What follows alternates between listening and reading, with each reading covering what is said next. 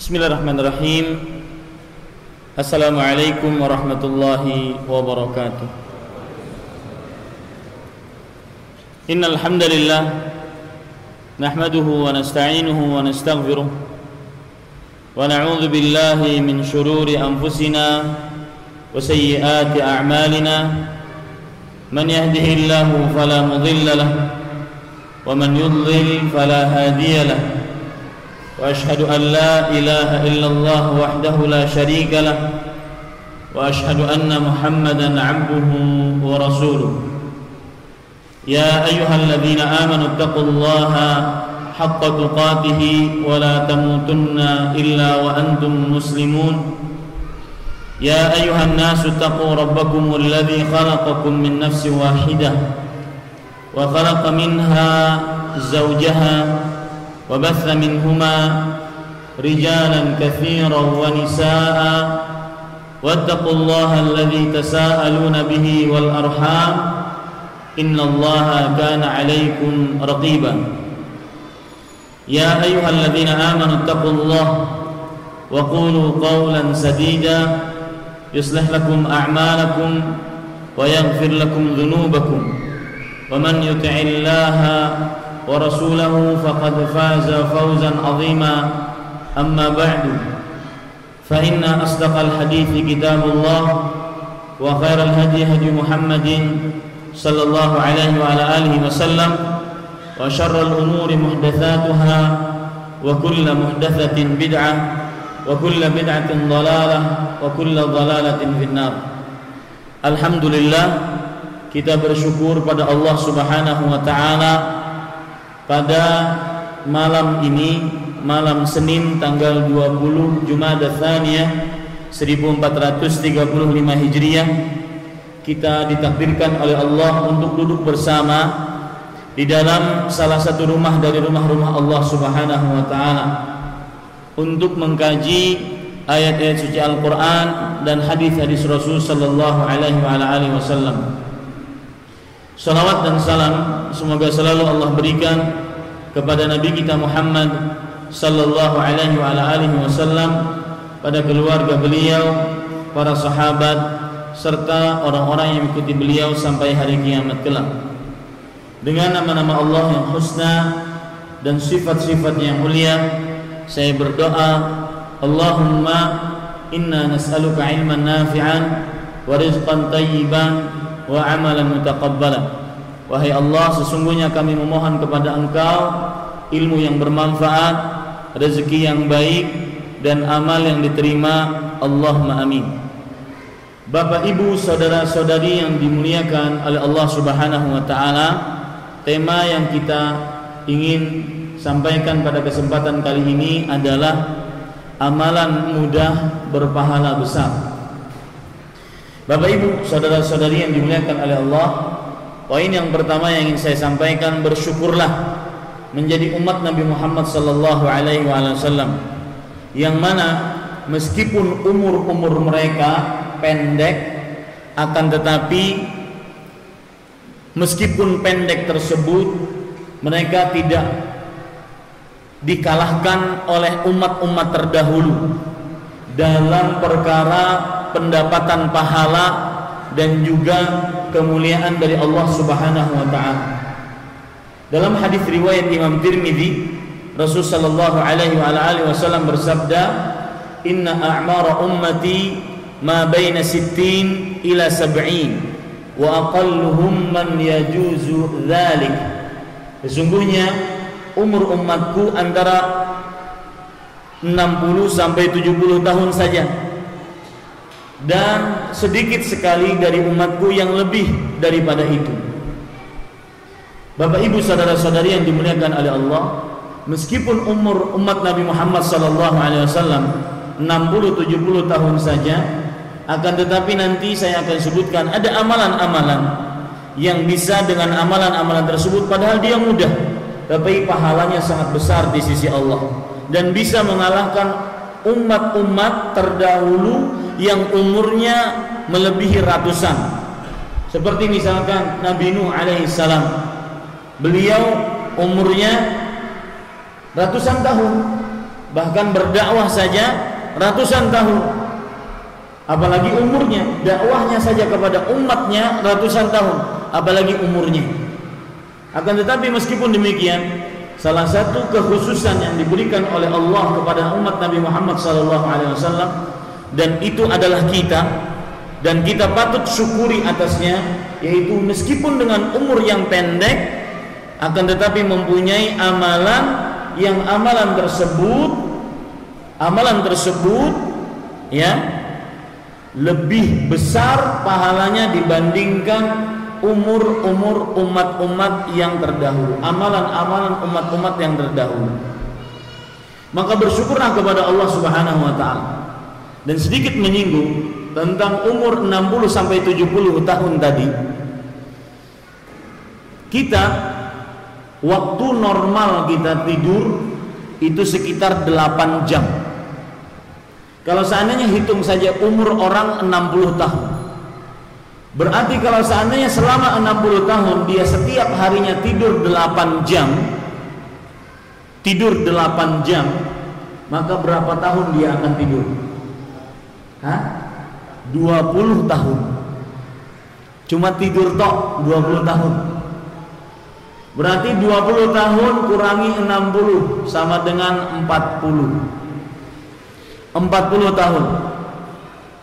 40 kurangi 15 sama dengan berapa?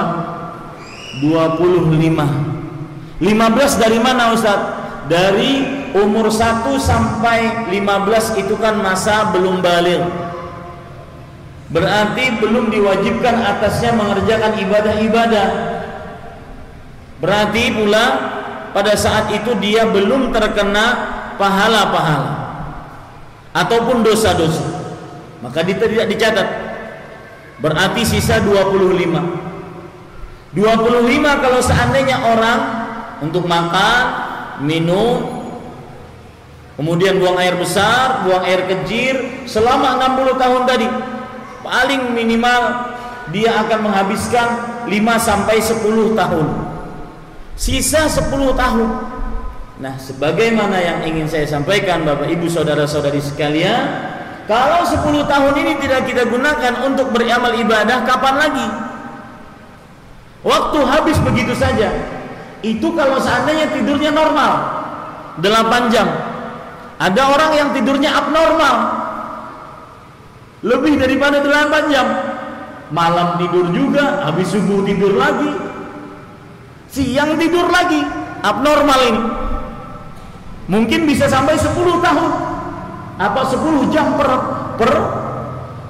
hari. Mungkin bisa jadi menjadi 30 tahun. Maka sayang umur kita. Dan Bapak Ibu saudara-saudari yang dimuliakan oleh Allah, salah satu ciri khas dari waktu adalah kalau dia datang tidak akan pernah kembali. Kalau seandainya dia tiap datang tidak akan pernah kembali. Makanya gunakan waktu sebaik-baiknya. Jangan digunakan untuk yang tidak bermanfaat. Oleh sebabnya Rasulullah SAW bersabda, "Min husni islamil mar'i tarkuhu ma la ya'ni." Hadis riwayat Imam Abu Dawud. Artinya termasuk kebaikan Islam seseorang adalah meninggalkan sesuatu yang tidak bermanfaat untuknya. Kalau seandainya digunakan waktu yang sedikit tersebut untuk sesuatu yang tidak bermanfaat, maka akan tambah banyak pertanyaan nanti kepada Allah, dari Allah Subhanahu wa taala kepada kita. Oleh sebab itulah seseorang sangat dibenci dalam agama Islam ketika dia berlaku atau bersifat sabahlan. Apa itu sabahlan? Bapak dan Ibu kalau seandainya pergi ke pasar-pasar ataupun lihat di samping-samping jalan ada orang yang lagi termenung, mau truk lewat sebesar apapun dia begini aja. Mau datang tsunami, gempa 9 skala Richter dia diam aja. Ini namanya sabahlal. Apalagi kadang-kadang di mulutnya ditambah dengan rokok, diam saja dia. Ini namanya sabahlal. Abdullah bin Umar dan Abdullah bin Mas'ud radhiyallahu anhu mengatakan, "Inni la akrahu rajulan sabahlalan la fi amali dunya wa la akhirah." Aku sangat membenci manusia yang bersikap sabahlal. Apa itu sabahlal? Tidak mengerjakan apa-apa, tidak ada aktivitas apa-apa, tidak ada aktivitas dunia, tidak ada aktivitas akhirat. Ini sabahlal. Jangan kasih nama anak sabahlal. Artinya orang yang bengong. Sikap bengong bukan dari Islam. Allah berfirman di dalam Al-Quran, فَإِذَا فَرَغْتَ فَانْصَبْ. Artinya, jika engkau telah selesai mengerjakan perbuatan ini, maka bangunlah untuk mengerjakan perbuatan yang lain. Tidak ada yang di dalam Islam namanya leha-leha, nggak ada. Tidak ada. Makanya para ulama mengatakan la rahata lil mu'min qabla liqa'i rabbih. Tidak ada kenyamanan, ketentraman bagi orang beriman sebelum dia bertemu dengan Allah Subhanahu wa taala. Di dunia pasti selalu kita berputar bekerja. Tidur juga ini untuk besok hari agar kita bisa bekerja. Terus seperti itu. Tidak ada ketenangan. Di dunia penuh dengan resiko, problem, bahaya, mengancam. Di dunia seperti itu. Makanya rugi orang yang tertipu dengan dunianya. Rugi orang yang mengira bahwasanya dia hidup selama-lamanya di dunia. Kenapa? Karena dunia, ciri khas dunia adalah penuh problem, penuh masalah, penuh resiko, penuh bahaya. Imam Ahmad rahimahullahu ta'ala pernah ditanya, Matarrah, wahai imam, kapan seseorang mendapatkan ketenangan? Kata Imam Ahmad, Inda awwali qadamin tada'uhu fil jannah. Ketika telapak kakimu pertama kali masuk ke dalam surga, itu kamu akan tenang hakiki. Oleh sebab itu di dunia jangan buang-buang waktu. Karena waktu apabila datang tidak akan pernah kembali. Waktu kalau datang tidak akan pernah kembali. Ini yang sekarang umur, saya sekarang 35, Bapak ada yang 40, 45, 50, 55, 60 bahkan. Coba ingin kembali kepada sweet 17, bisa nggak? Nggak bisa. Kepada 17, umur 17 lagi, asik-asiknya lagi, semangat-semangatnya, nggak bisa. Itulah ciri khas waktu. Kalau dia datang tidak akan pernah kembali. Maka jangan buang-buang waktu. Di sini rahasia kenapa Allah Subhanahu wa taala bersumpah dengan masa, wal asri, demi masa. Para ulama mengatakan, ulama tafsir mengatakan, semua hal-hal yang disebutkan oleh Allah dalam Al-Quran sebagai sumpahnya pasti ada tanda-tanda kekuasaannya. Allah bersumpah dalam Al-Quran, wasyamsi waduhaha, demi matahari dan demi matahari dan terang benderangnya, walaili idza yaghsha, demi malam apabila dia menutupi siang. Semua waktu, semua sumpah yang disebutkan oleh Allah demi itu, wal fajri, demi waktu fajar, semuanya ada tanda-tanda keajaiban dan kebesaran Allah Subhanahu wa taala. Maka jangan sampai waktu kita terbuang percuma. Jangan sampai kita mengambil sikap prioritas terbalik. Banyak manusia di zaman sekarang, Bapak Ibu, ya, mereka lebih mendahulukan sesuatu yang tidak penting dibandingkan yang penting. Ingin contoh? Contoh. Kalau habis sholat, Assalamualaikum warahmatullahi, Assalamualaikum warahmatullahi, itu berzikir sebentar, itu pun cepat-cepat, ingin cepat-cepat keluar dari masjid. Seakan masjid adalah bangunan paling angker, mengerikan di dunia, tidak pantas untuk berlama-lama duduk di dalamnya. Kadang-kadang seakan-akan di lantai-lantai masjid terdapat ulat-ulat bulu yang kita tidak nyaman duduk di masjid, seakan-akan seperti itu. Pokoknya kalau untuk urusan duduk di masjid paling ingin cepat keluar dari masjid. Ini namanya orang yang lebih mengutamakan sesuatu yang tidak penting dibandingkan yang penting. Tapi giliran duduk di depan televisi, coba berapa jam? Channel sana iklan, channel sini iklan, channel sana. Bahkan kadang-kadang berjam-jam hanya duduk di televisi. Padahal bedanya duduk di masjid dengan duduk di depan televisi. Orang yang duduk di masjid, selama dia duduk di masjid, Rasulullah sallallahu alaihi wasallam menyatakan, fahuwa fi salah madama fi musalla. dia masih dinyatakan sebagai orang yang sholat nih. Bapak yang kerjakan sekarang, ibu-ibu yang kerjakan sekarang, selama kita menunggu sholat isya, selama itu kita dinyatakan sebagai orang yang sholat meskipun kita duduk, meskipun kita selonjor. Ini keutamaan orang yang duduk setelah sholat di masjid, masih dianggap sebagai orang yang sholat, masih berpahala selama itu. Belum lagi ada hadis yang lain, sesungguhnya orang yang sholat kemudian dia duduk di tempat sholatnya, maka selama itu malaikat akan mendoakan dengan 3 doa, dan doa malaikat kabul karena malaikat adalah makhluk suci. Allahumma gfir lahu, Allahumma arhamhu, Allahumma tub alaih. Ya Allah, ampuni si fulan. Ya Allah, rahmati si fulan. Ya Allah, berikan taubat kepada si fulan selama dia duduk di masjid. Lihat apa yang didapat orang kalau duduk di depan televisi. Yang ada adalah dosa atau cenderung menuju dosa. Aurat perempuan kita lihat, apalagi yang masih suka nonton infotainment.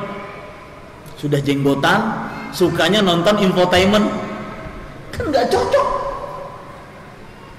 Sudah jenggotan atau ibu-ibu sudah jilbabnya besar, jilbabah, masih suka nonton berita-berita artis, wanita-wanita yang tidak menutup auratnya, kan tidak cocok.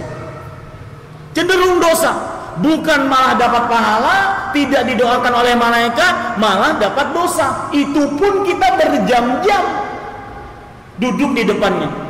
Apabila duduk di masjid tidak mau, ini namanya tidak menghargai waktu, lebih mementingkan sesuatu yang tidak penting, bahkan cenderung dosa, dan meninggalkan yang penting yang berpahala.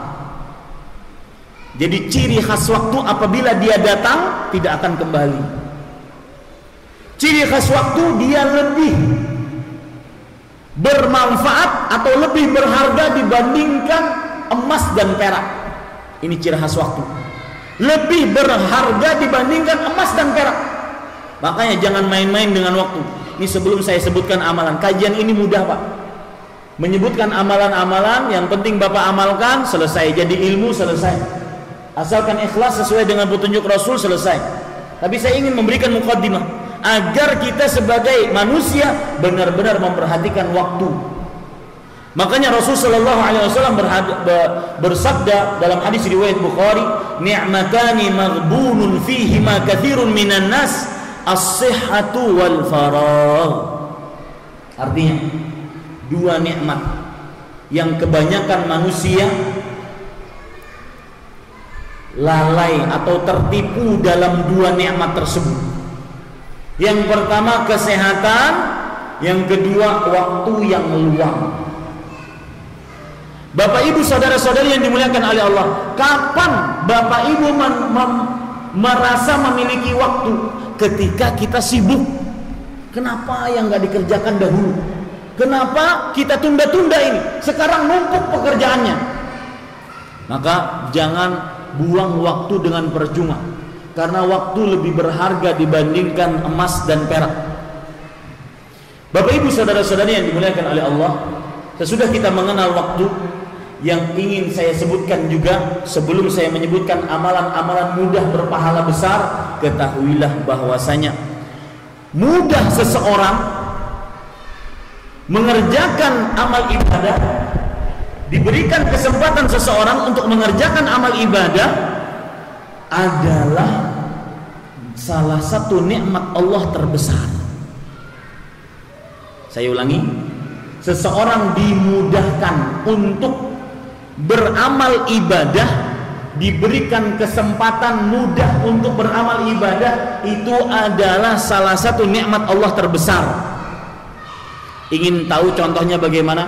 Tadi kita sholat maghrib, di luar sana jangankan mau mengerjakan sholat, mikir sholat saja tidak mau. Betul apa betul? Hah? Betul? Di luar sana banyak orang-orang, ribuan bahkan, jangankan dia mau mengerjakan sholat, mikir sholat saja enggak. Lah kita ada azan, dengan mudahnya kita berwudu, dengan mudahnya kaki kita melangkahkan dari rumah ke masjid, baik bapak ataupun ibu, Dengan mudahnya Bapak menunggu setelah azan untuk diiqomahkan sholat. Kemudian dengan mudahnya kita mengerjakan sholat maghrib berjamaah. Kemudahan ini adalah nikmat terbesar dari Allah. Di saat ada orang-orang yang tidak mau sholat. Saya pernah waktu dahulu Pak di Arab Saudi. Ini saya baru menetap di Indonesia ini 5 bulanan di Indonesia ini. Dan saya berasal dari Banjarmasin. Saya lama di Arab Saudi. Ketika di Arab Saudi saya bekerja sebagai dai pendakwah di sana. Kita ada kunjungan ke kantor atau ke penjara. Di sana kita dapati tenaga kerja Indonesia baik wanita ataupun laki-laki. Kita dakwahi mereka. Itu salah satu tugas saya di Arab Saudi waktu itu. Saya dapati ada seorang lelaki masuk penjara gara-gara dia masuk ke rumah orang atau ngintip rumah orang dengan sengaja dan tidak minta maaf. Karena ini salah satu kehormatan seorang yang mempunyai rumah, masuk ke rumah orang tanpa izin. Di sana ada anak perempuannya, ada istri perempuannya dan semisalnya. Akhirnya masuk dia penjara. Saya tanya kepada si fulan tersebut, Mas sholat enggak? Ustadz, saya sebelum ketemu Ustadz tidak sholat selama 1 tahun. Berarti selama 1 tahun itu pula wajahnya tidak terkena air wudhu. Bayangkan Pak, bayangkan mudahnya kita mengambil air wudhu, kemudian kita sholat karena Allah. Itu kemudahan berasal dari Allah Subhanahu wa ta'ala. Itu adalah nikmat Allah terbesar. Makanya nanti kalau seandainya Bapak saya sebutkan amalan-amalan ini, Bapak dimudahkan untuk mengerjakannya, bersyukur kepada Allah. Karena tidak ada seseorang mengerjakan ibadah yang mudah kecuali itu berasal dari Allah Subhanahu wa ta'ala. Ya, kemudahan dalam mengerjakan amal ibadah itu adalah salah satu dari nikmat Allah terbesar. Seseorang mudah untuk sholat berjamaah, seseorang mudah mengeluarkan zakat, seseorang mudah mengerjakan puasa wajib atau puasa sunnah. Semua kemudahan dalam beramal ibadah itu adalah salah satu nikmat Allah terbesar. Disinilah rahasia kenapa Rasul Shallallahu Alaihi Wasallam berdoa, Allahumma inni a'udzubika min zawali ni'matika wa fujaati niqmatika wa jami'i sakhatika.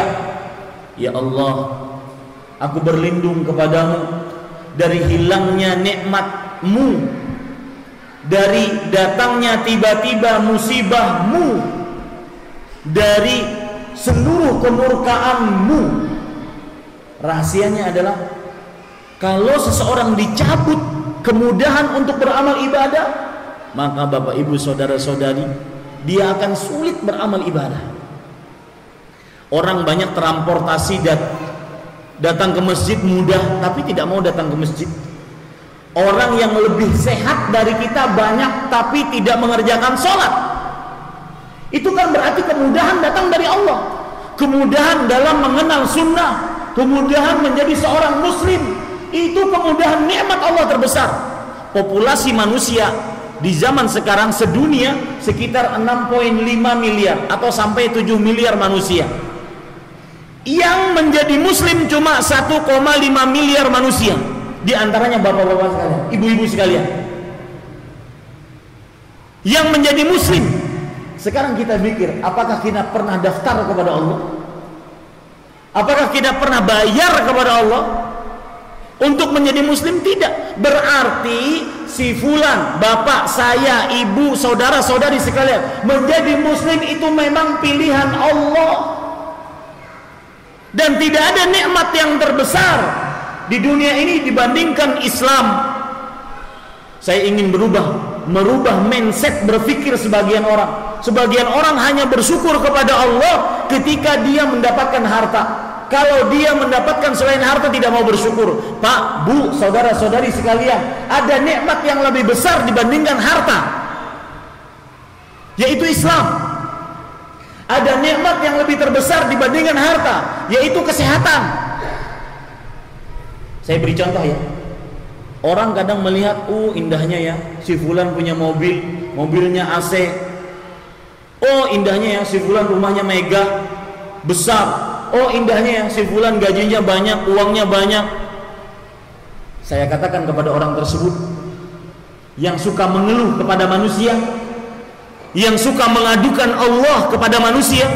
Orang yang mengeluh-ngeluh itu, Pak, adalah orang yang suka mengadukan Allah kepada manusia. Pepatah Arab mengatakan, "Idza syakauta li bani Adam innama tashkur rahim ila alladhi la yarham."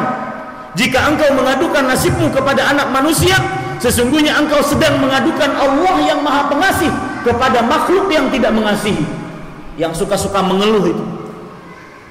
Saya katakan kepada orang-orang yang suka mengeluh, bukankah Anda ketika melihat sesuatu nikmat-nikmat tersebut dengan mata, jadi sebenarnya Anda punya nikmat yang lebih besar dari harta-harta itu. Apa itu? Mata. Kita tidak akan merasa si fulan memiliki rumah, wah, kecuali dengan mata kita.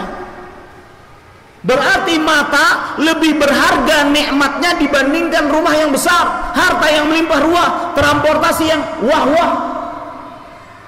Buktinya juga kalau seandainya Bapak sekalian, ini yang suka mengeluh sekali lagi ya, Bapak sekalian, kalau seandainya dikatakan kepada Bapak, pilih Pak, Bapak mau duit 1 miliar, rumah mega 400 meter persegi atau 600 meter persegi, tingkat 5, mobil 10, tapi saya congkel mata Bapak, mau?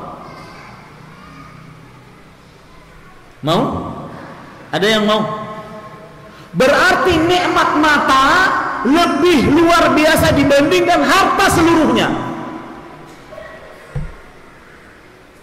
Ini saya ingin merubah mindset berpikir sebagian orang, bahwasanya sebagian orang hanya bersyukur kalau dapat harta, uang, duit.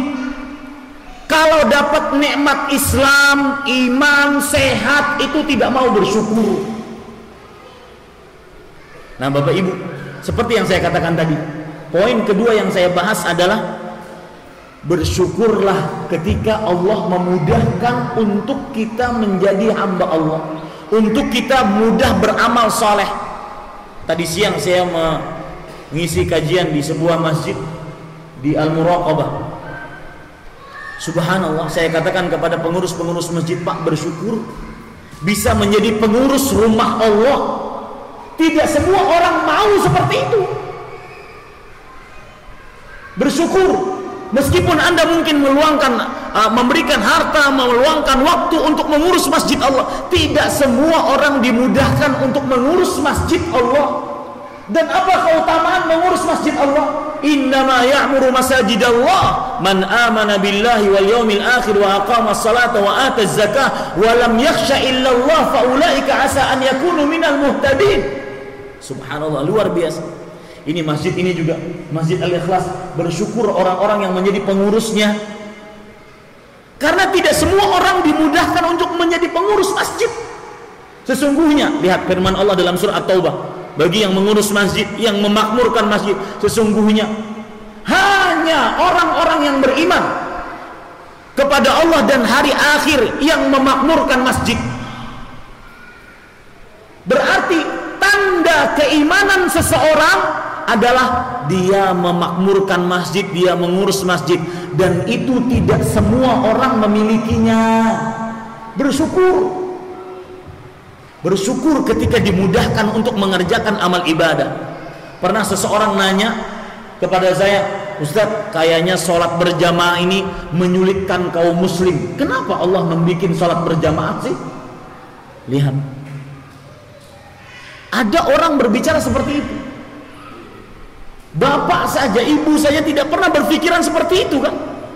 Ada orang lagi pernah bertanya kepada saya, Ustaz, kayaknya syariat zakat ini,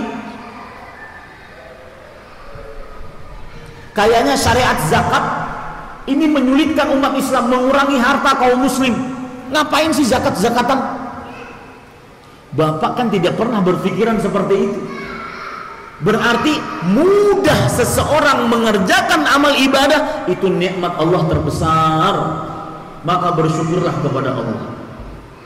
Mudah kita mengenal sunnah, mudah mengamalkan sunnah, mudah seseorang ketika berdagang sesuai dengan sunnah Rasulullah SAW, tidak menipu, tidak mengurangi timbangan, tidak tergoda dia dengan pedagang-pedagang lain yang sudah biasa menipu, yang sudah biasa mengurangi timbangan, yang sudah biasa mengoplos, memalsukan. Seorang pedagang bakso, dia mudah kepada Allah, mudah berlaku jujur. Baksonya dibuat memang dari daging sapi, bukan dari daging tikus atau babi. Mudah dia melakukan itu, meskipun agak mahal. Mudah dia. Itu kemudahan berasal dari siapa? Allah. Saya sering ditanya oleh pegawai-pegawai resmi di sebuah kantor, Ustaz, kalau kita menghitung-hitung sesuatu, kita ini akan dikasih, kemudian kalau seandainya dikasih amplop, saya menolak, saya dikatakan sok suci. Maka saya katakan, ibu, bapak, pertahankan itu. Apapun yang dikatakan orang, sungguh kemudahan untuk menolak maksiat itu berasal dari Allah. Bersyukurlah, itu nikmat terbesar dari Allah di saat kejujuran sulit. Ya, ini bapak ibu saudara-saudari yang dimuliakan oleh Allah. Baik, sekarang kita masuk kepada poin yang ketiga. Ini muqaddimah aja, Ustaz, amalannya mana ini? Poin yang ketiga, gaya hidup para sahabat radhiyallahu anhum. Mereka itu kebiasaannya adalah merasa menyesal apabila kehilangan kesempatan untuk beramal ibadah.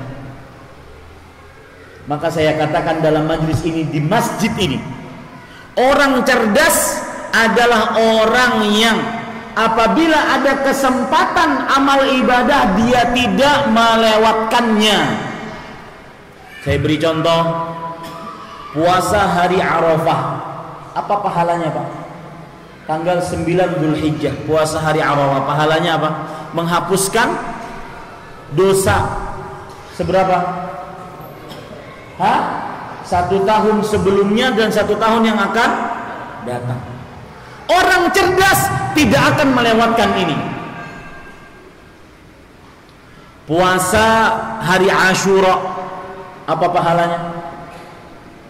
Menghapuskan dosa 1 tahun yang telah lalu. Atau saya terbalik, yang penting seperti itu. Orang cerdas tidak melewatkan ini.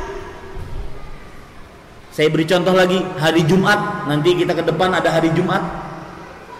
Di dalam hari Jumat, dalam hadis riwayat Bukhari dan Muslim, Rasul sallallahu alaihi wasallam bersabda, "Inna fi yaumil jum'ati la sa'atan la yuwafiquha 'abdun muslimun qa'imun yusalli yas'alullaha ta'ala syai'an illa a'tahu iyyah." Sesungguhnya dalam hari Jumat ada sebuah waktu, tidaklah Allah subhanahu wa ta'ala, tidaklah seorang hamba muslim berdoa pada waktu itu meminta sesuatu kepada Allah, melainkan Allah akan kabulkan permintaannya. Orang cerdas tidak melewatkan waktu itu. Makanya para ulama berbeda pendapat, waktu yang mustajab pada hari Jumat itu kapan? Kenapa mereka berbeda pendapat? Karena mereka adalah orang-orang yang cerdas. Mereka ingin mendapatkan waktu dikabulkannya doa hari Jumat. Dan pendapat yang lebih kuat, wallahu a'lam, sebagaimana diriwayatkan oleh Imam An-Nasai, dan kalau tidak salah riwayat juga Imam Ibnu Majah, bahwasanya waktu yang mustajab di hari Jumat untuk berdoa adalah Rasul sallallahu alaihi wasallam bersabda, "Iltamisuha akhir sa'atin min salatil 'ashr." Cari waktu mustajab itu di akhir waktu dari sholat asar hari Jumat, sebelum terbenam matahari. Orang yang cerdas tidak melewatkan kesempatan emas.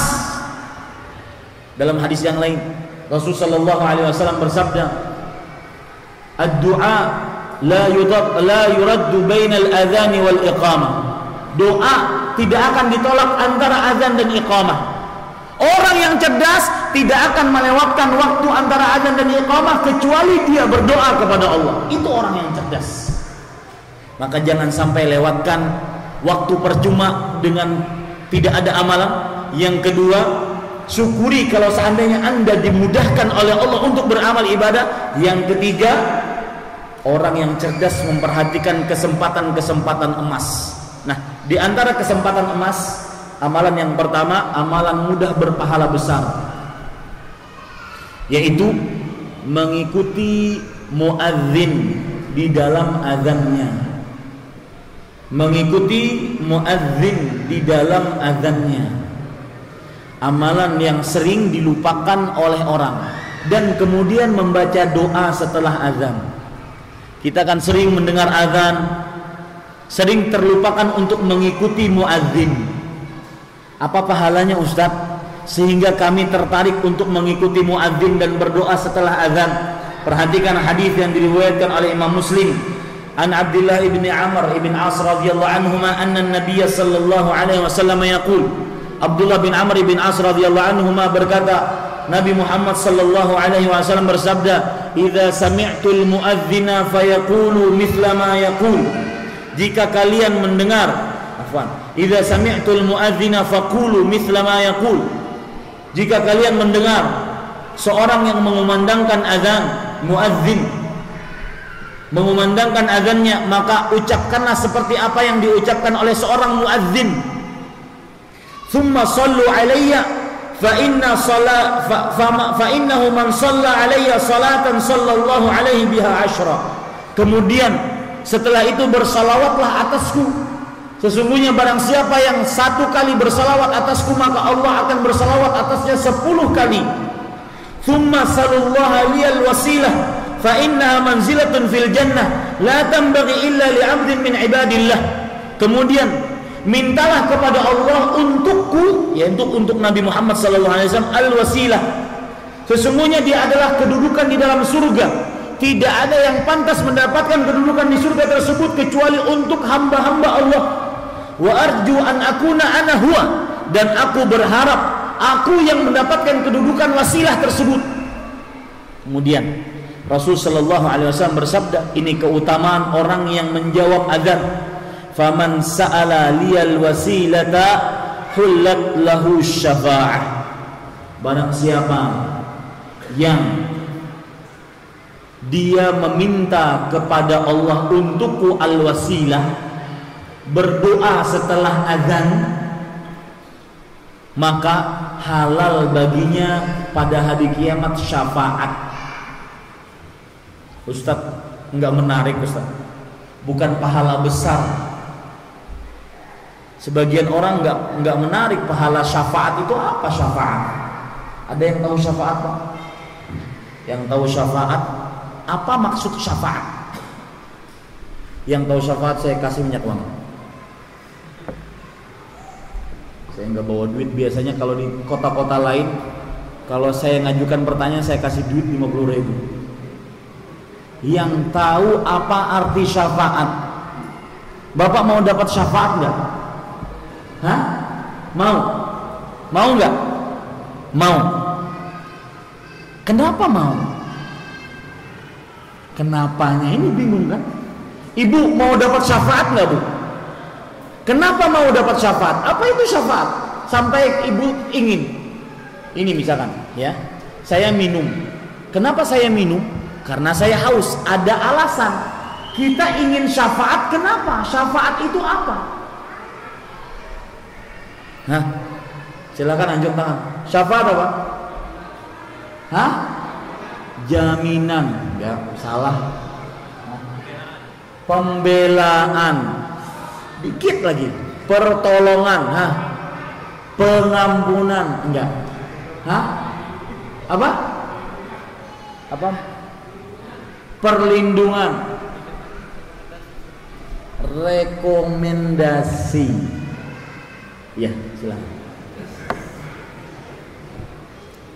Syafaat bisa dikatakan rekomendasi. Lihat, pahami baik-baik. Saya sering mengatakan ustadz-ustadz di zaman sekarang para pendakwah di zaman sekarang tidak cukup. Barang siapa yang baca doa setelah azan dapat syafaat, orang nggak tertarik. Ya, kata anak muda, kalau dapat syafaat, so what? Kenapa emang? Kalau dapat syafaat kenapa? Dia tidak tertarik. Kenapa? Karena tidak mengerti syafaat. Bagaimana pentingnya syafaat pada hari kiamat. Dan saya sering mengatakan dalam kajian saya, 5 hal yang sangat penting dibutuhkan oleh manusia nanti pada hari kiamat. Yang pertama naungan, yang kedua air, yang ketiga syafaat, yang keempat petunjuk, yang kelima cahaya. Kenapa syafaat sangat dipentingkan pada hari kiamat? Lihat mekanisme syafaat yang tadi dikatakan rekomendasi. Sebenarnya arti syafaat adalah, makanya kita ini perlu belajar. Makanya ustadz-ustadz yang ngajar, pendakwah-pendakwah yang ngajar, itu jangan ustadz-ustadz yang bodoh, yang cuma bisa ketawa hahaha, tidak membetulkan umat, tidak mengajari umat. Ya, syafaat artinya dalam bahasa Arab su'alillahi ta'ala anil ghair. Saya ulangi, su'alillahi ta'ala at-tajawuza anil ghair. Syafaat adalah memohon kepada Allah agar diampuni untuk seseorang. Itu syafaat. Mekanisme syafaat seperti ini. Ada saya, ada Nabi Muhammad SAW, ada Allah. Saya mengucapkan doa setelah azan. Nanti pada hari kiamat Nabi Muhammad SAW minta kepada Allah, ya Allah, ampuni Ahmad Zainuddin. Itu mekanisme syafaat. Doa Rasulullah kabul enggak? Kabul. Mustajab. Itu namanya mekanisme syafaat. Ya, tertarik kan sekarang? Siapa yang membaca doa setelah azan mendapatkan syafaat, halal syafaat Rasulullah SAW. Ya, mekanismenya adalah nanti di hari kiamat Rasulullah minta kepada Allah untuk apa? Agar mengampuni orang yang membaca doa tadi. Ya, kita cukupkan dulu azan dulu. Apa yang baik itu dari Allah Subhanahu wa taala. Sallallahu nabiyana Muhammad walhamdulillahi rabbil alamin.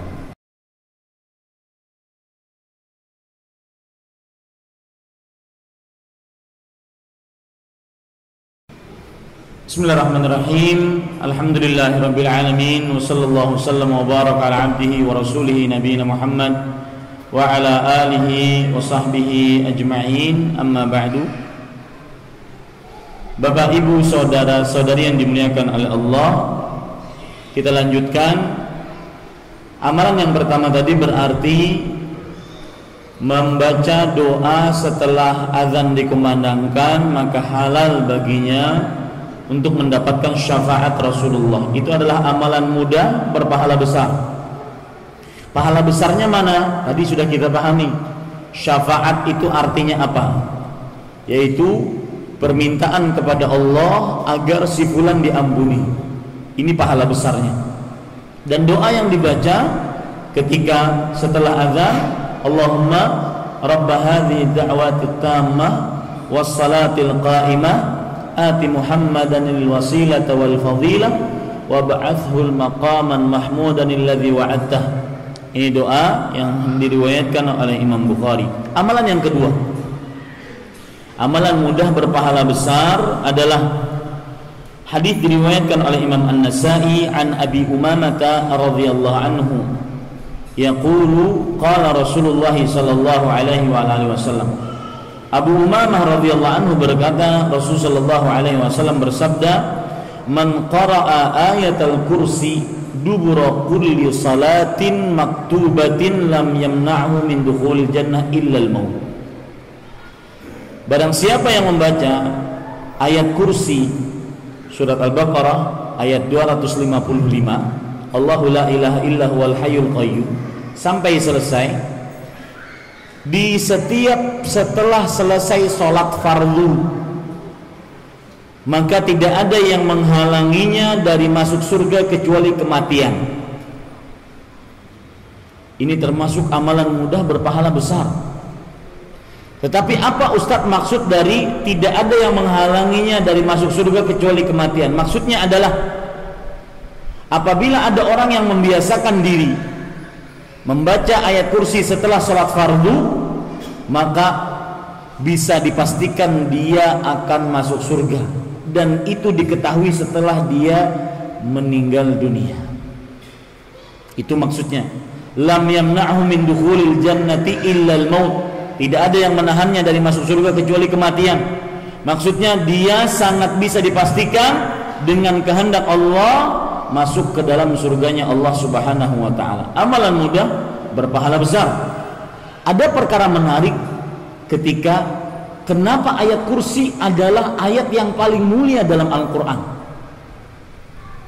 Kenapa ayat kursi ayat yang paling utama dalam Al-Qur'an? Tidak ada ayat apapun dalam Al-Quran yang paling agung dibandingkan ayat kursi. Bahkan salah satu keutamaan ayat kursi jika dibaca sebelum tidur, maka disebutkan dalam sebuah hadis yang diriwayatkan oleh Imam Bukhari, la yazalu 'alaika minallahi hafiz wa la yaqrabannaka syaitanun abadan. Masih saja ada malaikat yang menjagamu sampai pagi, dan tidak akan ada jin yang berani mendekatimu, seorang jin pun. Kenapa ayat kursi begitu agung? Ayat yang paling agung dalam Al-Quran adalah ayat kursi. Jawabannya, dan ini bisa diamalkan dalam kehidupan kita sehari-hari, di dalam ayat kursi terdapat pengagungan Allah Subhanahu wa ta'ala. Maka semua pekerjaan yang mengagungkan Allah itu pasti sangat diridhai oleh Allah. Ini pelajarannya. Makanya Rasulullah SAW ketika mendapati sebuah permasalahan, sebuah keresahan, beliau mengatakan, Allahu Rabbi la usyriku bihi syai'an. Beliau mengatakan da'watil karb, doa ketika susah, doa ketika resah, doa ketika gundah, gulana, galau, mengagungkan Allah. Allahu yang mengaturku, Allah yang mengaturku, aku tidak mensyirikkan Allah dengan sesuatu apapun. Dan saya katakan bahwasanya Anda tidak akan pernah terkena dosa yang paling besar di dunia. Tidak ada pernah dosa sebesar itu, yaitu dosa kesyirikan dengan cara mengagungkan Allah. Di sini rahasianya. Kenapa Rasulullah SAW mengatakan orang yang membaca ayat kursi setiap habis selesai sholat fardu tidak ada yang menahannya dari masuk surga kecuali ketika dia meninggal. Artinya dia sangat-sangat diharapkan dan berhak untuk mendapatkan surga Allah. Ada apa dengan ayat kursi? Kalau ada judul film, ada apa dengan cinta? Ini ada apa dengan ayat kursi? Karena di dalamnya terdapat apa? Terdapat pengagungan terhadap Allah. Dan ini amalan yang paling mulia. Makanya perhatikan hadis Rasul, aqrabu ma yakunul abdu min rabbih fahuwa sajid fa'akthirud du'a fihi fa innahu hariyun an yustajaba lakum. Keadaan seorang hamba yang paling dekat dengan Allah adalah ketika kapan, Pak? Ketika sujud, kepala kita yang sangat kita hormati, kepala yang paling tinggi, bagian tubuh yang paling tinggi, kita letakkan di atas tanah lebih rendah dibandingkan, mohon maaf, pantat kita. Saat itu kita benar-benar mengagungkan Allah. Saat itu hamba tersebut benar-benar diridhai, disukai oleh Allah. Makanya pula berdoa, amalan berdoa adalah amalan yang paling agung di sisi Allah. Dalam sebuah hadis yang diriwayatkan oleh Imam Tirmidzi dan Imam Ahmad, Rasul sallallahu alaihi wasallam bersabda, "Laisa syai'un akrama 'ala Allah minad du'a." Tidak ada amalan yang paling mulia di sisi Allah dibandingkan berdoa. Kenapa? Kata Imam Asy-Syaukani rahimahullah di dalam kitab beliau Tuhfatul Dzakirin, karena di dalam berdoa tadullu ala qudratillahi azza wa jal wa ajzid da'i. Kalau orang lagi berdoa, dia memperlihatkan keagungan Allah dan kelemahan hamba. Ini amalan yang paling disukai oleh Allah, dan itu terdapat di dalam surat atau di dalam ayat apa? Ayat kursi. Amalan mudah berpahala besar. Coba lihat, perhatikan saja. Allahu la ilaha illa huwal hayyul qayyum. Allah yang tidak ada ilah yang berhak disembah melainkan Dia yang maha hidup, maha berdiri sendiri dan maha hidup. La ta'khudhuhu sinatun wala naum. Lihat, kita mengagungkan Allah.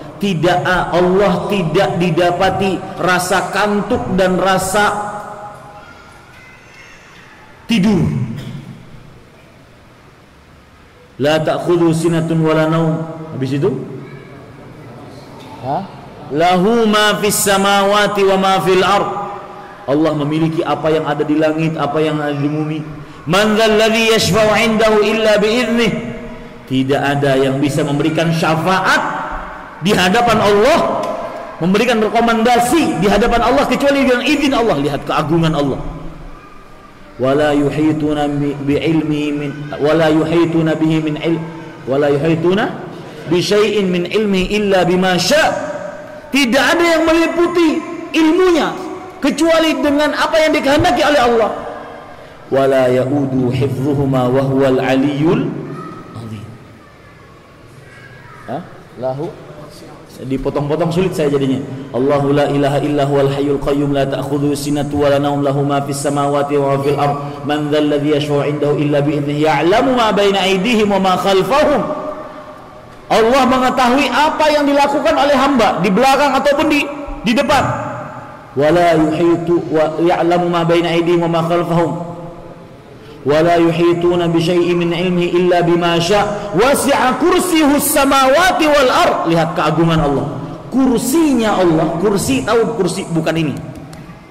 Kursi itu tempat telapak kakinya Allah Subhanahu wa taala. Itu seluas langit dan bumi. Keagungan Allah luar biasa. Wala yauduhu hifdhuhuma wa huwal aliyyul azim. Dan Allah tidak berat untuk menjaga langit dan bumi, dan Allah maha tinggi dan maha agung. Lihat pengagungan. Anda akan selamat dari dosa syirik, dosa yang mengalahkan besarnya dari dosa korupsi, dosa yang mengalahkan dosa besarnya dari menzinahi ibu, dosa yang mengalahkan dosa besarnya dari membunuh bapak. Anda akan terlepas dari dosa syirik ketika mengagungkan Allah. Makanya ada terdapat dalam ayat kursi. Jangan lupa baca ayat kursi setelah sholat apa? Fardu. Amalan ketiga, membaca 2 ayat terakhir pada waktu malam dari surat Al-Baqarah. Membaca 2 ayat terakhir dari surat Al-Baqarah di waktu malam. Ini amalan mulia juga. Mulianya mana? Lihat hadis riwayat Bukhari dari Abu Mas'ud radhiyallahu anhu. Rasulullah sallallahu alaihi wasallam bersabda, "Man qara'a bil ayataini min akhir suratil Baqarati kafatahu." Barang siapa yang membaca 2 ayat terakhir dari surat Al-Baqarah, Allah akan cukupkan untuknya dengan 2 ayat tersebut. Atau bahasa yang lain, Allah akan menjadikan 2 ayat tersebut cukup baginya. Apa maksudnya Ustaz? Mana pahala besarnya Ustaz? Perhatikan perkataan para ulama. Apa maksud ayat bahwasanya 2 ayat tersebut mencukupkannya? Yang pertama, dengan hanya membaca 2 ayat, kata Al-Hafidh Ibnu Katsir rahimahullah, hanya membaca 2 ayat Amanar Rasul. Hafalkan Amanar Rasul? Amanar Rasulu bima unzila ilaihi min rabbih wal mu'minun kullun amana billahi wa malaikatihi wa kutubihi wa rusuli. Ya, sampai akhir pokoknya. Ya, sampai fansurna 'alal qaumil kafir. tidak lebih 1 menit kita bacanya. Apa keutamaannya? Kafatahu, 2 ayat tersebut akan mencukupkannya. Apa maksud 2 ayat tersebut akan mencukupkannya? Perhatikan, pendapat yang pertama, mencukupkannya dari bangun malam. Hanya dengan membaca 2 ayat sudah cukup, seperti orang sholat semalaman suntuk. Hanya membaca 2 apa? 2 ayat. Ini anak mudah-mudahan menjadi pendakwah nantinya. Kayaknya suka di depan. Baik Bapak Ibu saudara-saudari yang dimuliakan oleh Allah Subhanahu wa taala. Yang kedua, keutamaan besarnya apa Ustaz? Amalan, kan judul kita amalan mudah berpahala besar. Baca 2 ayat terakhir dari surat Al-Baqarah mudah, tapi berpahala besar. Pahala besarnya apa? Yaitu 2 ayat tersebut akan mencukupkannya. Apa maksud 2 ayat mencukupkannya? Mencukupkan dari seluruh keburukan dunia akhirat. Mencukupkan dari seluruh keburukan dunia apa? Akhirat. Lihat, cuma membaca 2 ayat. Amana ar-rasulu bima unzila ilaihi min rabbi wal mu'minun kullun amana billahi wa malaikatihi wa kutubihi wa rusuli wal yaumil akhir. Wa rusuli apa? La nufarriqu baina ahadin min rusuli wa qalu sami'na wa ata'na ghufranaka rabbana wa ilaikal masir. La yukallifullahu nafsan illa wus'aha laha ma kasabat wa 'alaiha ma iktasabat. Rabbana la tu'akhidhna in nasina wa akhtana. Rabbana wa la tuhammil 'alaina isran kama hamaltahu 'alal ladzina min qablina. Rabbana wa la tahmil 'alaina wa la tuhammilna ma la taqata lana bihi wa'fu 'anna waghfir lana warhamna anta maulana fansurna 'alal qaumil kafirin. Sangat mudah membaca 2 ayat tersebut, mendapatkan keutamaan dan pahala yang sangat besar. Yang kedua, yang keempat, amalan keempat, bersalawat atas Nabi Muhammad sallallahu alaihi wasallam. Apa keutamaan bersalawat atas Nabi? Coba perhatikan hadis riwayat Imam An-Nasai, dan sebelum saya sebutkan hadis ini, saya ingatkan, jangan kita menjadi orang yang bakhil, kikir, pelit, medit. Kenapa? Bagaimana ketika nama Nabi Muhammad sallallahu alaihi wasallam dibacakan kepada kita, kita tidak bersalawat atasnya? Itu orang yang kikir, pelit, medit, bakhil. Al-bakhilu man dzukirtu indahu falam yusalli alayya. Orang yang bakhil, orang yang kikir, pelit, medit, dalam bahasa Banjar engken. Enggak tahu ada orang Banjar enggak di sini? Ya? Ini para ikhwah sekalian, orang yang bakhil adalah orang yang apabila disebutkan di hadapannya namaku, lalu dia tidak bersalawat atasku. Bersalawat atas Nabi amalan yang sangat agung.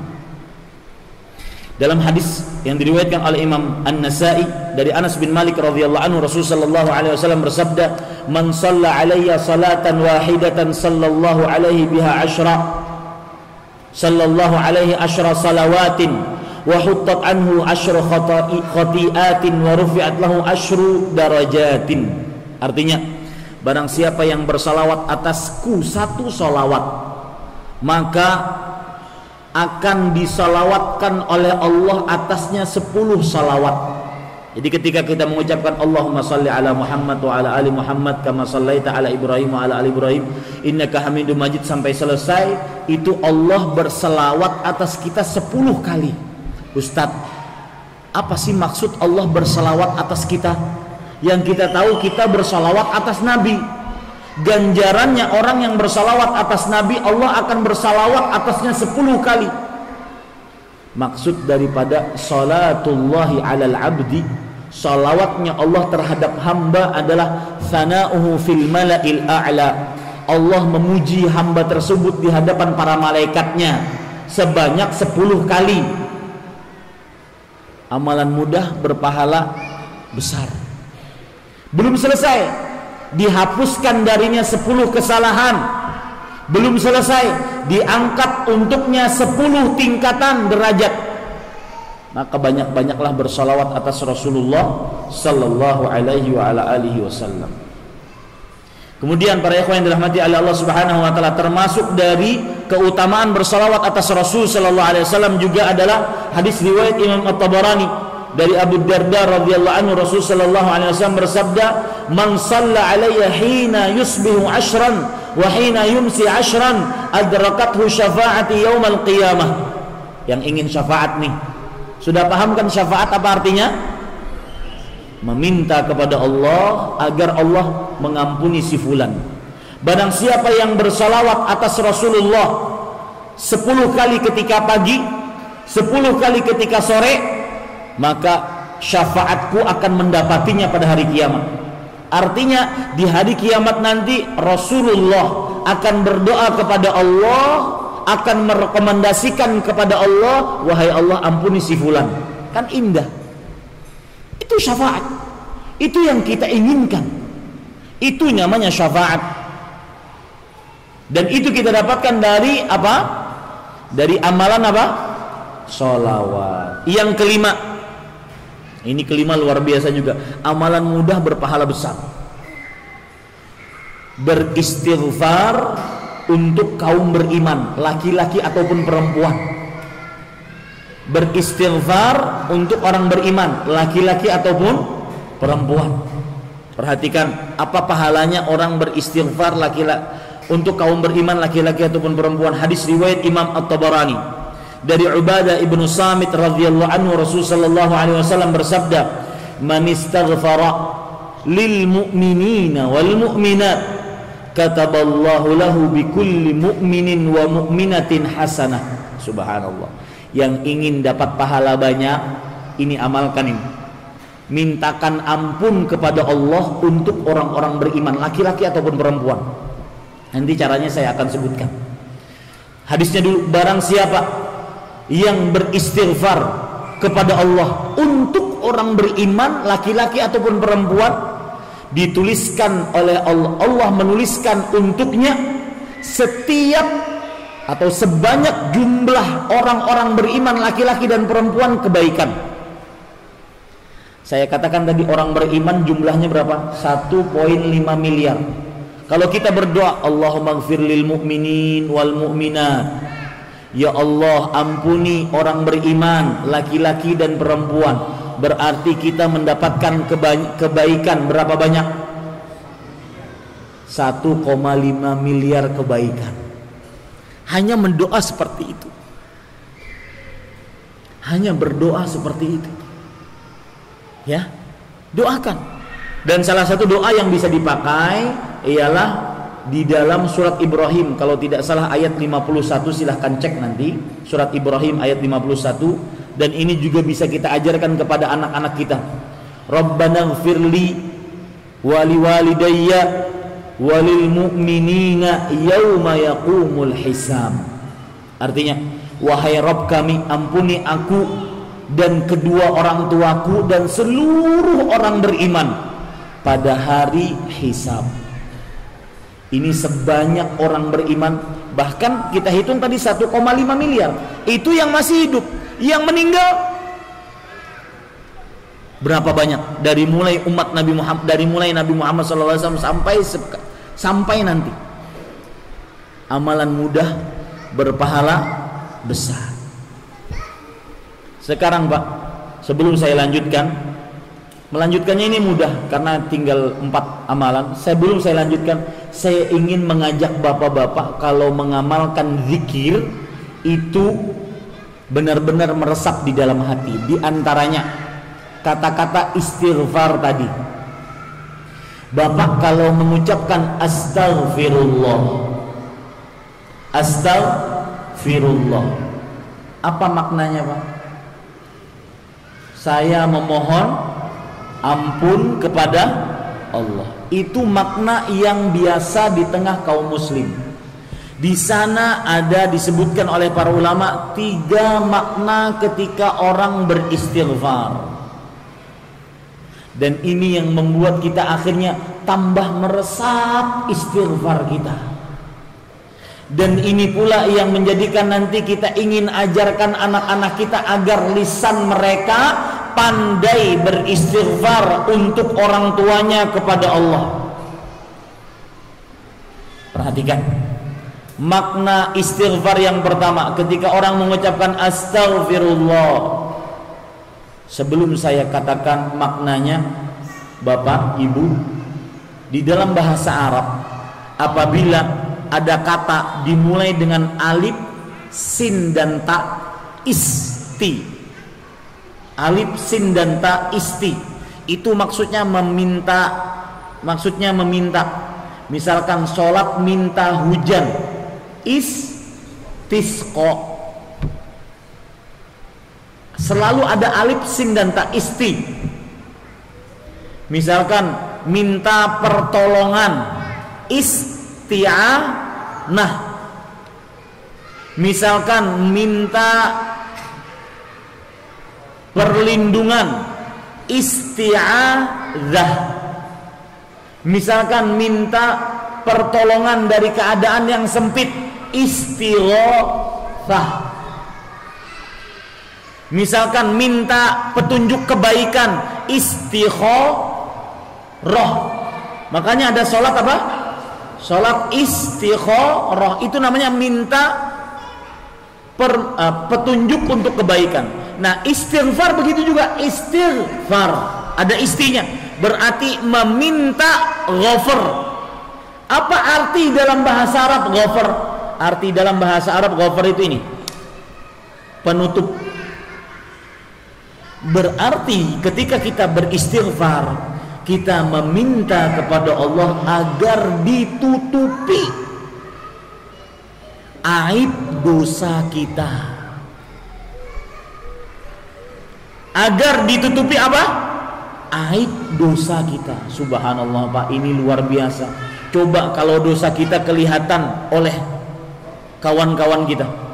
Misalkan kalau seandainya dosa, saya mengerjakan dosa, sekali mengerjakan dosa dicoreng oleh Allah dengan satu kali coreng hitam. Dosa lagi hitam. Coba tidak ditutup aib dosa kita. Apalagi kalau seandainya takutnya cuma di depan mata manusia, di depan mata Allah tidak takut, yaitu orang-orang yang bermaksiat ketika sendirian. Alhamdulillah Pak, Allah menutup aib dosa kita. Nah, ketika kita mengucapkan astagfirullah, berarti kita sedang meminta agar Allah menutupi aib keburukan dari dosa yang kita lakukan. Ini arti yang pertama dari istighfar. Arti yang kedua, astaghfirullah berarti kita meminta, semuanya meminta kepada Allah agar dosa-dosa kita digantikan dengan kebaikan.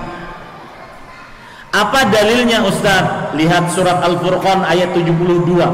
Allah Subhanahu wa taala berfirman, "Illa man taba wa amana wa amila amalan salihan, faulaika yubaddilullahu sayyi'atihim hasanat wa kana Allahu ghafuran rahima."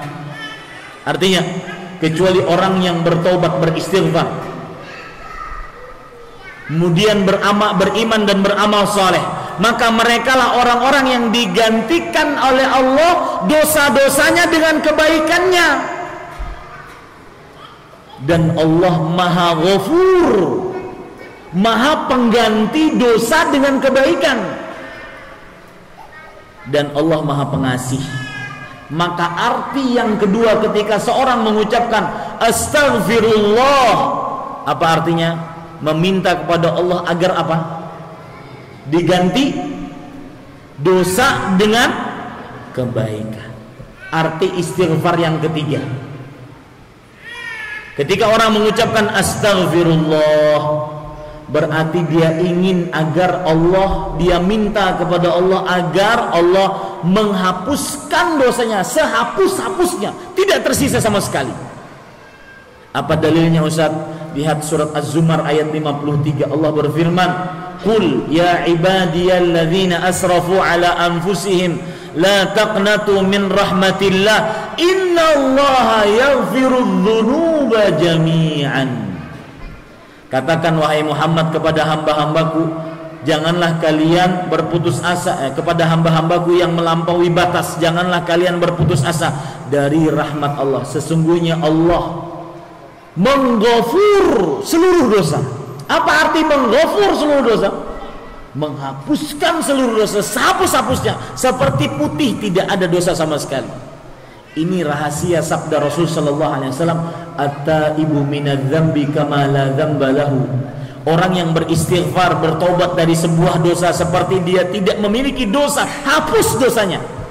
Itu 3 arti istighfar. Nah, mulai saat sekarang kalau kita beristighfar, ingat 3 itu akan teresap di dalam dada. Astaghfirullah. Arti yang pertama apa? Meminta ditutup aib dosa kita. Astaghfirullah. Arti yang kedua apa? Meminta agar dosa diganti dengan kebaikan. Astaghfirullah. Arti yang ketiga apa? Meminta agar dihapuskan dosa. Ini Bapak Ibu saudara-saudari yang dimuliakan oleh Allah. Kemudian yang keenam, dan saya berhenti pada angka 7 karena sudah malam ya. Yang keenam yaitu berjabat tangan setelah mengucapkan salam jika bertemu dengan sesama muslim. Ini amalan mudah berpahala besar.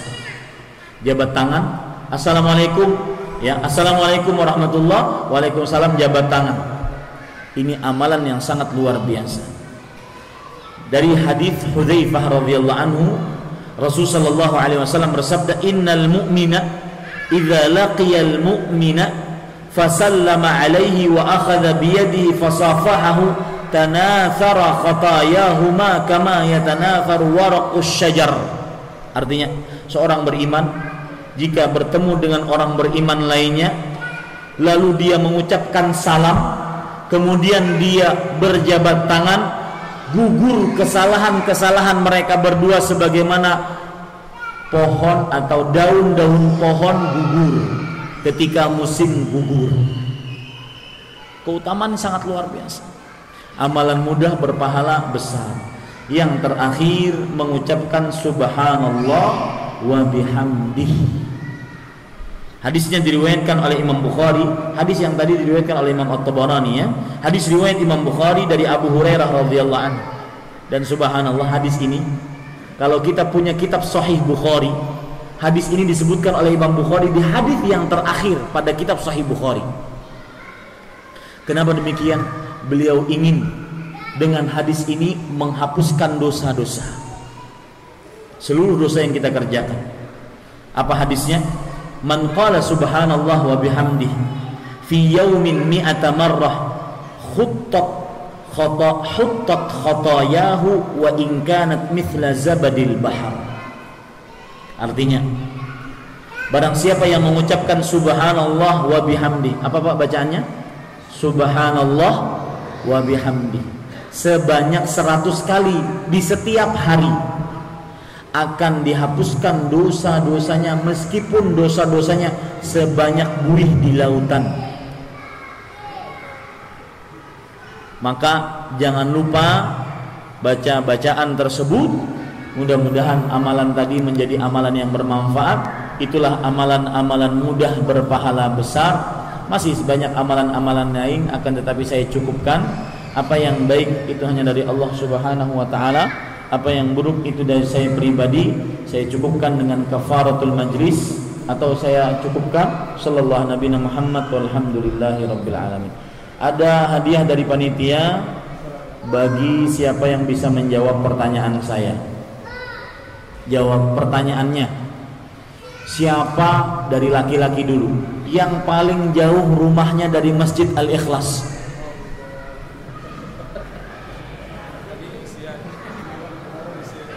Dari mana Pak? Hah? Pengalon. Bengalon. Ada yang lebih jauh dari Bengalon? Hah? Enggak ada. Mana Pak? Hah? Mana? Enggak. Enggak ada yang lebih jauh. Ibu-ibu ada yang lebih jauh dari Bengalon? Enggak ada ya. Hah? Samarinda ada? Iya, berarti Bapak yang dapat dari Bengalon dapat, yang ibu-ibu dari Samarinda dapat. Silakan Pak ambil. Itu pertanyaan saya. Silakan kasih ke ibu-ibu yang datang dari Samarinda. Baik. Kenapa saya tanya seperti itu Bapak Ibu sekalian? Saya sering mengatakan, Bapak yang jauh saja datang, yang dekat-dekat di sini tidak datang, itu tambah berat pertanyaannya. Seperti yang saya sebutkan di Masjid Al-Muraqabah, yang punya sarana tapi tidak digunakan untuk beribadah kepada Allah, itu tambah berat pertanyaannya nanti pada hari kiamat dibandingkan yang tidak punya sarana tapi dia semangat ibadah. Saya beri contoh. Ada orang di zaman salafus saleh, dua kakinya buntung, kedua tangannya buntung, tapi selama 40 tahun tidak pernah lepas saf pertama. Selalu iqomah beliau ada di saf pertama. Itu nanti di hari kiamat akan menjadi pemberat bagi kita. Sehat badan tapi safnya terakhir. Paham ya maksud saya? Yang jauh, Bapak ini jauh, Bapak kenapa datang sih? Ini akan pemberat kita nanti. Ya? Yang punya alat transportasi mobil kendaraan tapi tidak mau datang ke pengajian. Pengajian bukan hanya di sini saja, di mana saja. Atau yang misalkan ada orang dia susah jalan tapi bisa jalan ke masjid di saf pertama pula, itu nanti orang ini akan menjadi pemberat pertanyaan di hadapan Allah bagi orang-orang yang kakinya sehat, punya alat transportasi mobil atau motor tapi jarang ke masjid. Paham maksud saya Pak? Nah ini namanya sarana. Jangan sampai menjadikan kita tambah berat nanti siksanya atau pertanyaannya di sisi Allah. Demikian. Mungkin ada pertanyaan Bapak Ibu saudara-saudari, kalau tidak ada kita tutup dengan kafaratul majlis. Silakan Pak. Waalaikumsalam warahmatullahi wabarakatuh.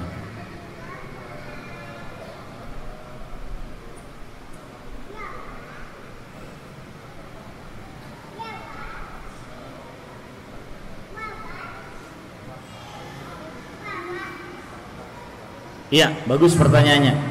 Hadis yang tadi, yang innal mu'mina idza laqiyal mu'mina fasallama alaihi. Sesungguhnya orang beriman jika bertemu dengan orang beriman lalu dia mengucapkan salam, lalu berjabat tangan, maka gugur dosa-dosanya seperti daun-daun yang gugur dari pohon. Maka jawabannya, hadisnya adalah ketika bertemu dengan orang beriman. Kalau seandainya sebelum sholat sudah salaman, berarti sudah selesai. Ya. Adapun kalau seandainya sebelum sholat dia belum salaman, langsung masuk ke dalam saf, kemudian setelah salam dia ingin salaman, tidak mengapa. Tidak mengapa. Paham maksud saya Pak ya? Karena hadisnya adalah seorang mukmin jika bertemu dengan orang beriman, kemudian dia salam. Kalau sebelum sholat belum salaman, setelah sholat ingin salaman, tidak mengapa. Akan tetapi kalau sebelum sholat dia sudah salaman, kemudian setelah sholat dia salaman lagi, nah ini tidak sesuai dengan hadis Rasul. Apalagi sampai mewajibkan salam muter. Belum pernah kita dapati riwayatnya, wallahu alam, saya belum pernah dapat, sepengetahuan saya pembaca kitab-kitab hadis-hadis Rasul sallallahu alaihi wasallam, belum kita dapati ada Rasul sallallahu alaihi wasallam setelah sholat beliau berkeliling salaman dari para sahabatnya. Dan kalau keliling pun nggak cukup, karena sahabat Rasulullah yang berimaman kepada Rasulullah ribuan. Masa harus sholat? Nggak ada riwayatnya. Dan itu perhatikan ya. Dan itu sering. Sholat fardu kan Rasul SAW hampir 12 tahun beliau sholat fardu. Menunjukkan tidak ada riwayat sama sekali bahwasanya setelah sholat fardu kita berkeliling salaman. Kalau seandainya sering dilakukan, kalau ada pasti ada riwayatnya walau sekali. Paham maksud yang saya maksud Pak? Karena saking seringnya semestinya harus ada riwayat salaman setelah sholat fardu. Tapi ini tidak ada. Tetapi saya juga tidak melarang kalau seandainya ada orang habis salam, assalamualaikum warahmatullahi, assalamualaikum warahmatullahi, kemudian dia belum bersalaman dengan si fulan ini, silahkan dia salam ke kanan atau ke kiri. Bisa paham maksud saya, Bapak Ibu? Nah, demikian, wallahu a'lam. Silahkan, ada yang bertanya.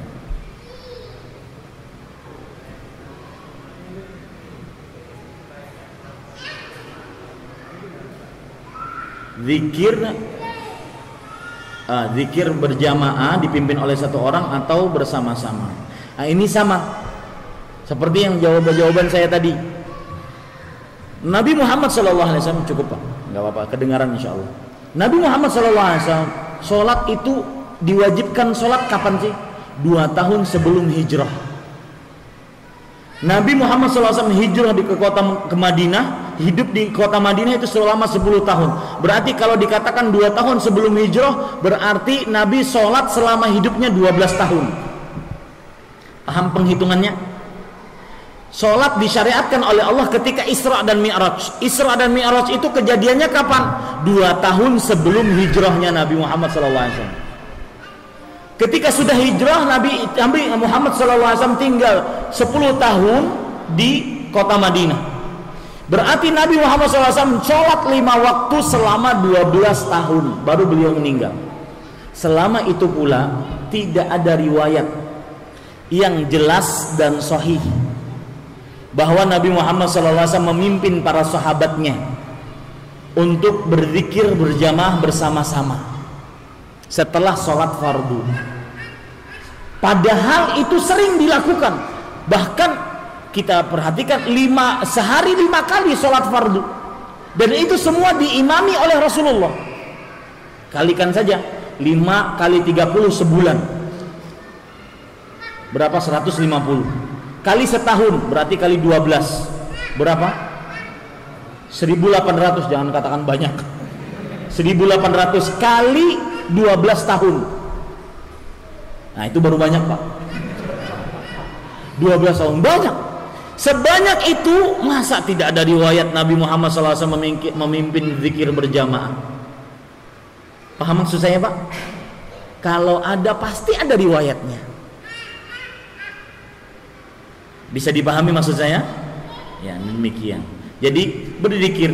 Adapun hadis Anas bin Malik bahwasanya para sahabat Nabi setelah Nabi Muhammad SAW takbir ataupun menyelesaikan sholatnya, maka mereka mengangkat suara mereka dengan berzikir. Ini bukan berarti bersama-sama, tetapi berzikir sendiri-sendiri dengan mengangkat suara. Itu pun tidak mengganggu jamaah yang lain. Nah, begitu cara pendalilannya Pak. Suatu yang ribuan kali Nabi kerjakan, masa tidak ada riwayatnya sama sekali Nabi Muhammad SAW beliau berzikir berjamaah? Berarti menunjukkan itu belum dikerjakan Rasulullah. Maka kita tidak berani untuk mengerjakannya. Yang mengerjakan ya silahkan, saya tidak mau tanggung jawab. Kenapa? Karena Rasulullah SAW bersabda, "Man amila amalan laisa alaihi amruna fahuwa rad." Barang siapa yang beramal yang tidak ada contohnya dari kami, maka amalannya tertolak. Nah, begitu. Bukan berarti kita menyalah-nyalahkan orang, bukan berarti kita sok benar, bukan. Bahkan kita menasehati, Pak, ini belum dikerjakan loh Pak. Jangan kita lebih tahu dibandingkan Rasulullah Pak. Ya, bedakan antara yang sok tahu, sok benar dengan orang yang menasehati, tidak sama. Jangan sampai menyalahkan, wah sukanya menyalahkan, suka enggak. Kita menasihati, kalau diterima alhamdulillah, kalau tidak diterima yaitu tanggung sendiri. Nah, begitu. Demikian. Ada yang lain?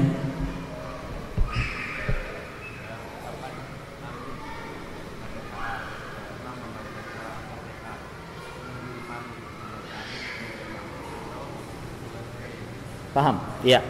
Kapan kita membaca amin? Itu pertanyaannya. Di dalam sholat fardu atau sholat berjamaah, apakah membaca amin ketika waladhdallin, amin sama-sama, baik imam ataupun makmum, ataukah ketika waladhdallin Kemudian imam membaca amin, baru setelah kita membaca amin. Maka jawabannya, Rasul sallallahu alaihi wasallam pernah bersabda dalam hadis riwayat Bukhari, fa idza innama ju'ilal imamu liyutamma bihi, sesungguhnya imam dijadikan untuk diikuti. Fa idza kabbara fakabbiru, jika dia mengucapkan takbir maka ikutilah ucapan takbir. Fa idza qala ghairil maghdubi alaihim waladhdallin faqulu amin. Dan apabila imam mengucapkan ghairil maghdubi alaihim, maka ucapkanlah amin. Jadi satu, boleh kita mengucapkan amin ketika imam mengucapkan waladhdallin, amin, itu boleh. Ada juga riwayat yang lain, jika imam mengucapkan ghairil maghdubi alaihim waladhdallin, jika imam mengucapkan amin fa aminu, fa idza ammana fa aminu, jika imam mengucapkan amin maka ucapkanlah amin. Artinya ghairil maghdubi alaihim waladhdallin kata imam, kemudian kata imam amin, baru makmum mengatakan amin, itu juga boleh. Jadi dua cara, ya, dua apa? Dua cara, baik setelah waladhdallin amin ataupun setelah waladhdallin aminnya imam, baru setelah itu amin. Karena Rasulullah sallallahu alaihi wasallam bersabda, fa innahu man wafaqa ta'minuhu ta'minal malaikah dakhalal jannah. Barang siapa yang ucapan aminnya sama dengan ucapan atau sesuai atau sewaktu, berbarengan dengan ucapan aminnya para malaikat, maka niscaya dia masuk surga. Kapan ucapan aminnya para malaikat? Setelah imam mengucapkan amin. Tapi seperti yang saya katakan tadi, boleh kita dua-duanya. Silahkan ambil opsi yang mana. Waladhdallin amin langsung boleh, atau waladhdallin aminnya imam baru amin kita makmum, boleh. Dua-duanya diperbolehkan. Yang tidak boleh adalah ghairil maghdubi alaihim waladhdallin baru li amin, ini nggak boleh. Belum selesai linnya, ya, baru dikatakan amin, ini tidak boleh. Karena makmum itu tugasnya mengikuti, tidak boleh menyamai, tidak boleh juga mendahului atau terlalu lambat mengikuti. Makanya tercela kalau seandainya imam, ya, Allah langsung dia bergerak sama dengan imam. Imam baru Allah ruku, ya, Allahu Akbar, mau ruku dia ikuti Allahu Akbar. Jangan. Ketika Allahu Akbar, imam benar-benar ruku, baru kita jalan Allahu Akbar. Paham maksud saya? Yang keliru dari makmum adalah menyamai, mendahului, dan mengakhirkan makmum imam. Yang dituntut dari makmum adalah mengikuti. Bisa dipahami ya? Demikian. Cukup kiranya apa yang baik itu hanya dari Allah Subhanahu wa taala. Sebelum saya tutup, saya berterima kasih kepada Dewan Masjid Al-Ikhlas, Takmir Masjid Al-Ikhlas yang telah memberikan kesempatan kepada saya untuk mengisi kajian di masjid ini. Merupakan kebahagiaan tersendiri bisa datang ke Sangatta, Kutai Timur, Kalimantan Timur ini. Mudah-mudahan ini adalah pertemuan yang baik dan mendatangkan ilmu yang bermanfaat. Kalau di luar sana nanti Bapak ketemu saya, ya tegur sapalah begitu. Ya, kalau seandainya kita di dunia tidak ketemu, maka saya ucapkan sampai jumpa di surganya Allah Subhanahu wa taala. Subhanakallah bihamdika asyhadu an la ilaha illa anta astaghfiruka wa atubu ilaik. Sallallahu nabiyana Muhammad. Wassalamualaikum warahmatullahi wabarakatuh.